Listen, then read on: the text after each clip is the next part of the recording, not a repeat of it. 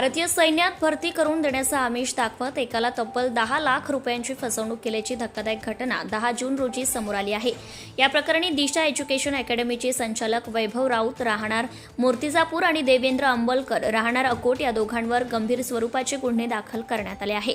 प्राप्त माहितीनुसार फिर्यादी वैभव राजेंद्र मोरे वय 28 वर्ष राहणार वाहाळा तालुका पातूर जिल्हा अकोला हा युवक भारतीय सैन्यात भरती होण्यासाठी तयारी करत होता।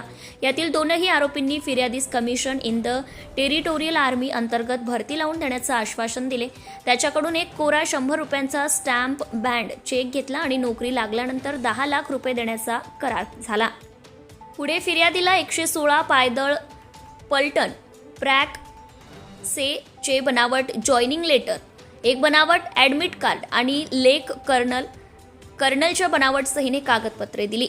बनावट joining letter join Indian army government.in0@gmail.com या अज्ञात ईमेल आयडी वरून फिर्यादीच्या morevvaivhav77@gmail.com वर पाठवण्यात आले होते। फिर्यादीचे मूळ कागदपत्र घेऊन आर्मी जॉईन करण्यासाठी गेला असता ते सर्व कागदपत्र बनावट असल्याचं समोर आले आणि आपली फसवणूक झाल्याचं त्याला लक्षात आले। या प्रकरणी मूर्तिजापूर शहर पोलिसांनी कलम 318(4), 336(3), 340(2), 35 नुसार गुन्हा दाखल करण्यात आला असून तपास ठाणेदार अजित जाधव यांच्या मार्गदर्शनाखाली अंमलदार शेख इरफान हे करीत आहे।